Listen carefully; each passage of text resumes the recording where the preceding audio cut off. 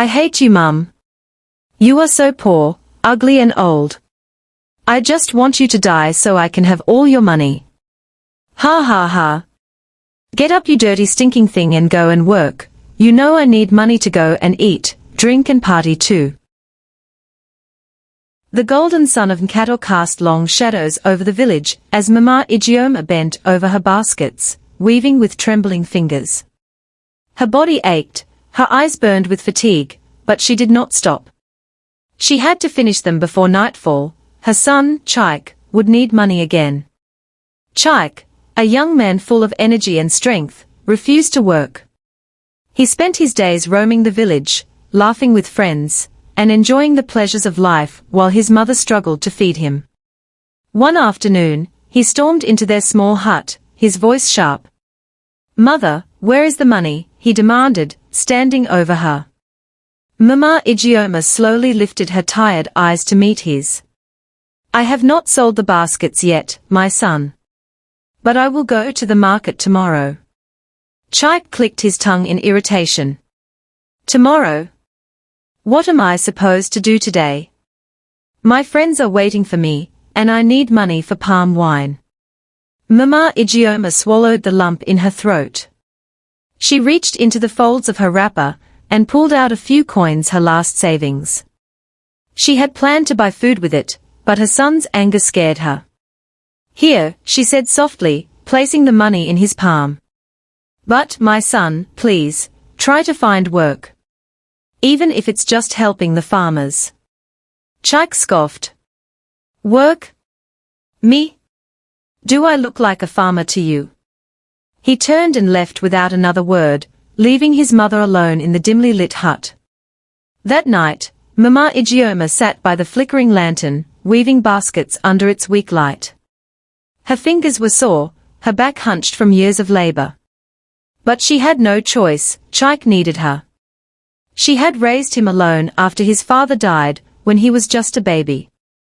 She had carried him on her back as she worked in the market, shielding him from the sun with her wrapper. She had given him the best she could, even when she had nothing for herself. But Chike did not see her sacrifices. As the village roosters crowed the next morning, Mama Ijeoma gathered her baskets and made her way to the market. The road was long, her feet heavy, but she forced herself forward. At the market, she sat in her usual spot, calling out to buyers in a weak, but determined voice. The sun burned hot, but she stayed until the last basket was sold.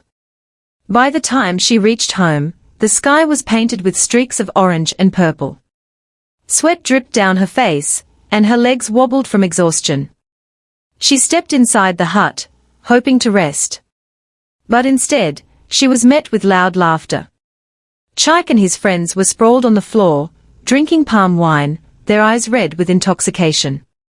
Plates of food were scattered around them, the aroma of roasted meat filling the air.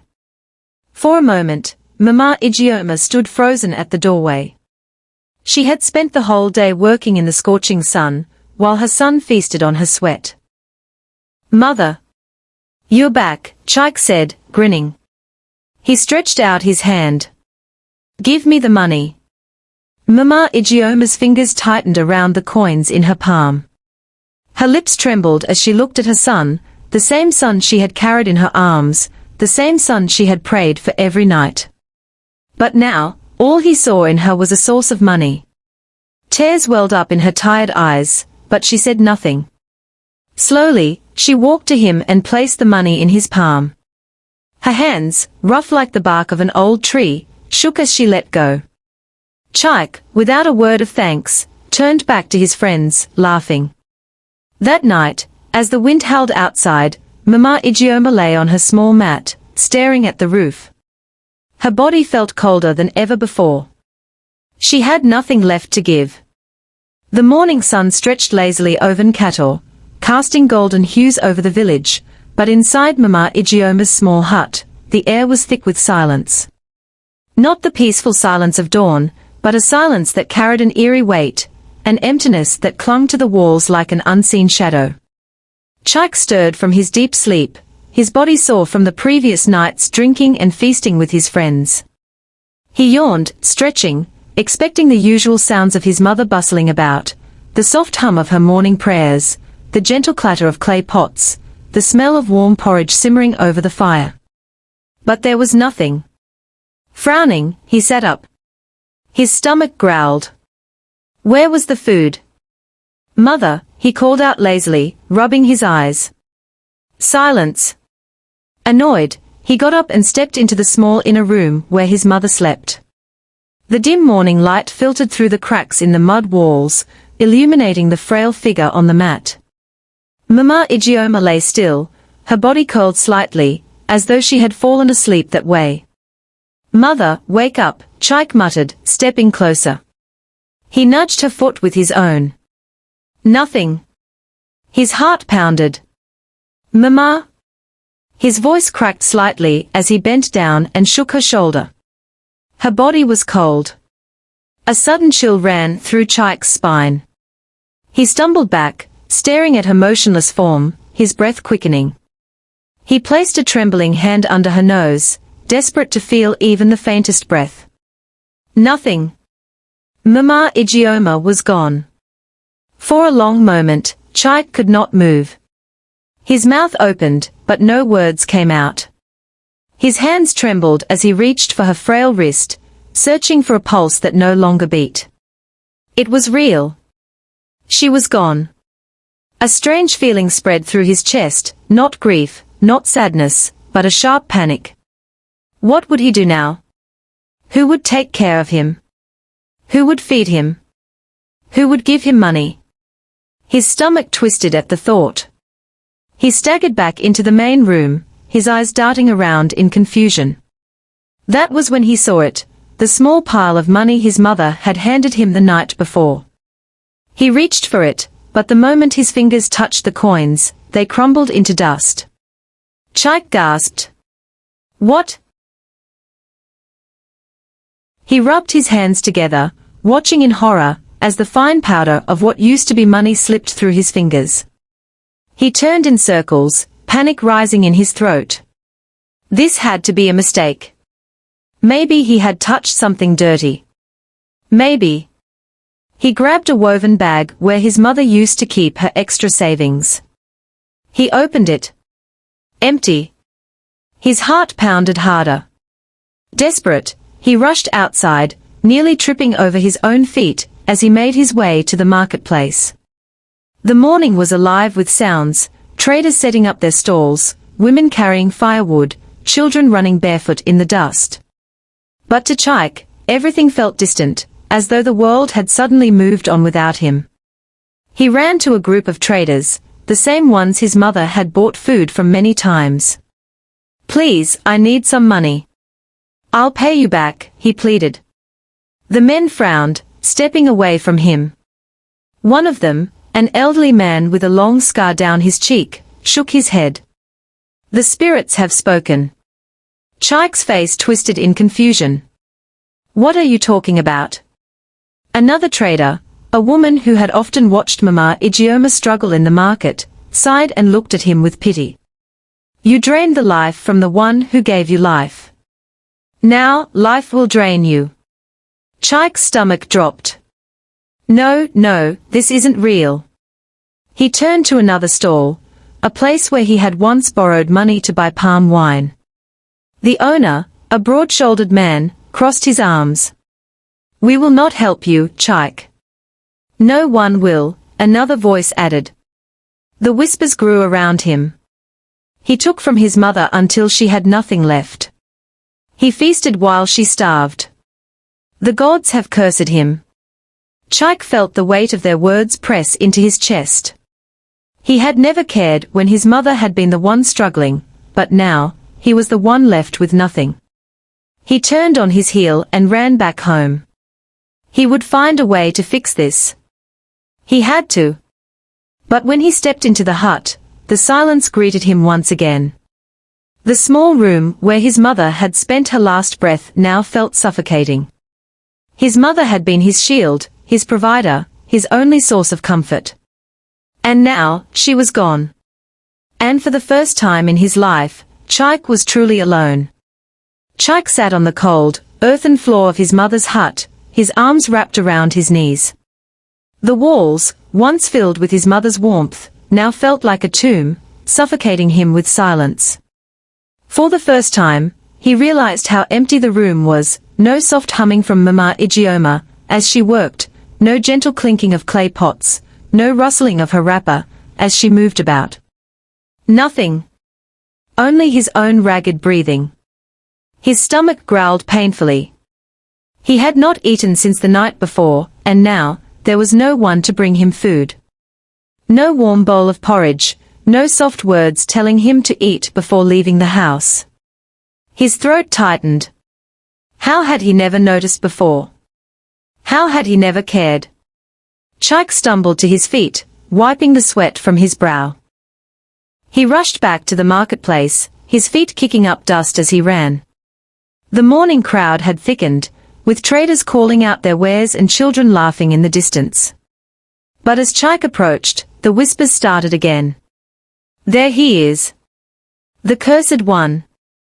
He took from his mother until she had nothing left. And now, the spirits have taken from him. Chike ignored them. He approached a stall where roasted yams were stacked high, their sweet aroma filling the air. His mouth watered. Please, he said to the vendor, an elderly woman with a deep frown. I will pay you later. Just give me something to eat. The woman crossed her arms. And when your mother was alive, did you ever care if she had eaten? Chike flinched. She shook her head. Go. The ancestors have closed their hands to you. Desperate, he turned to another trader. Brother, please, A man stepped in front of him, ice cold. You drained your mother's strength for your own comfort. Now, life will drain you. Chike's breath quickened. He stumbled backward, the whispers growing louder, filling his ears like buzzing insects. He turned and ran. Chike ran until he reached the outskirts of the village, where the land stretched into endless fields and lonely trees swayed in the wind. He collapsed near a river, panting, his stomach twisting with hunger. He cupped his hands into the water, drinking in deep gulps, but no matter how much he drank, the hunger did not leave him. For the first time in his life, he felt what his mother must have felt all those nights she had gone to bed hungry, just so he could eat. The weight of regret was heavier than any hunger he had ever known. Images of his mother flooded his mind, her frail hands weaving baskets late into the night, her tired smile as she handed him the last of her money, her bent back as she walked to the market under the scorching sun. He had been blind. A sob tore through his throat. He pressed his forehead to the ground, his fingers gripping the earth. I'm sorry, he whispered, his voice breaking. Mother, I'm sorry. But the wind carried his words away, as if they meant nothing. Because now, it was too late. The days stretched into weeks, and Chike's suffering deepened. No matter how hard he tried to earn money, every coin he touched turned to dust. No matter how much he begged for food, no one pitied him. The friends who once laughed and drank with him vanished. And hunger became his only companion. One evening, as the sun dipped below the horizon, Chike sat alone outside his hut, his body weak, his clothes hanging loosely on his frame. He stared at the sky, his lips dry, his hands shaking. The village carried on without him, just as life had carried on without his mother. He had once thought himself powerful, taking all he wanted without care. But now, he understood the truth, it was his mother's love that had shielded him, her strength that had kept him alive. And without it, he was nothing. Many years passed, and the people of Nkato never forgot Chike's story. Parents told it to their children, warning them about the dangers of selfishness and greed. Never take your parents for granted, they would say. For when a mother weeps in silence, the gods listen.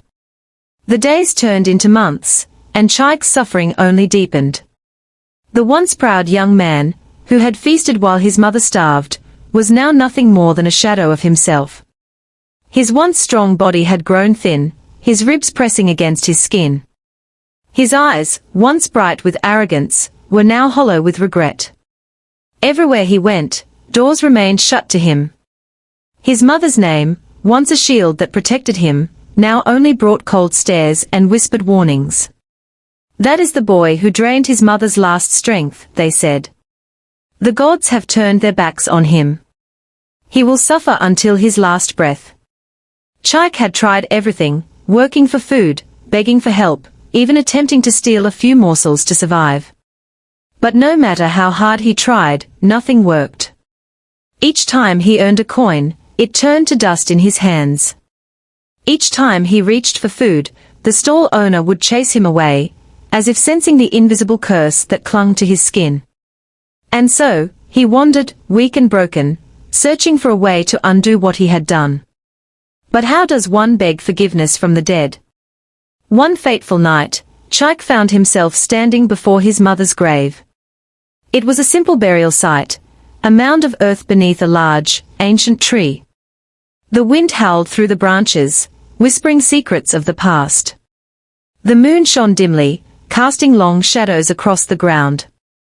Tears streamed down Chike's face as he fell to his knees, pressing his forehead into the soil. "Mother, please." His voice cracked with desperation. "I know I was wrong. I know I was selfish. I know I drained your strength and never gave anything in return. But please, please forgive me." Silence. The wind stilled, as if listening. Chike sobbed, his body shaking. "I would give anything, anything, to bring you back. To tell you that I love you. That I'm sorry. That I would take care of you instead of using you like a slave." A rustling sound came from the trees, and suddenly, the air grew thick with something unseen, something heavy. Then, a voice. Soft, but filled with sorrow. "A mother's love is endless, but even love has limits." Chike gasped, his heart pounding. The voice, it was his mother's. He looked around wildly, but there was no one there. Only the grave. His body trembled. "Mother?" The voice came again, carried by the wind. "You took everything from me, my son. Even my last breath. Now, what is left for me to give?" Chike clenched his fists. "I don't want your money, I don't want your strength, I just want you back. I just want to make things right." Silence again. Then, the air shifted. "If you truly seek redemption," his mother's voice whispered, "then give back what you stole." Chike frowned. A sharp wind blew past him, nearly knocking him over. And then he understood. The only way to break the curse was to give back to others. To become the giver instead of the taker. From that night forward, Chike changed. He stopped begging for food and started offering what little he had. When a child dropped a bundle of firewood, Chike picked it up and carried it for them. When an old man needed help fetching water, Chike brought it to him. When a widow in the village had no one to help her, Chike chopped wood for her fire. At first, no one trusted him. The villagers watched with suspicion, whispering among themselves. "Does he think this will undo what he has done? The gods do not forgive so easily. Once cursed, always cursed." But Chike did not stop. Even when people refused to pay him, even when they threw harsh words at him, even when his stomach ached with hunger, he kept giving. Days turned to weeks. One day, a poor woman who had been watching him from afar approached him with a small bundle of food. "You have changed, Chike," she said. "Eat." Tears burned in his eyes as he took the food, the first gift he had received in months.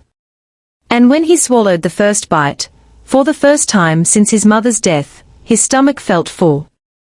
The next day, Chike earned a small coin for carrying a farmer's load. When he held it, it did not turn to dust. He gasped. The villagers gasped. "The curse." Someone whispered. "The curse is breaking." More people came, testing him, giving him work. And slowly, bit by bit, Chike rebuilt himself, not as a selfish boy, but as a man who understood the value of sacrifice. One night, as he sat outside his hut, looking up at the stars, a gentle breeze passed through the village. And in that wind, he heard a soft, familiar voice. "My son, you have finally learned." A tear slid down Chike's cheek, but this time, it was not a tear of sorrow. It was relief. He had lost everything, but he had finally found his soul.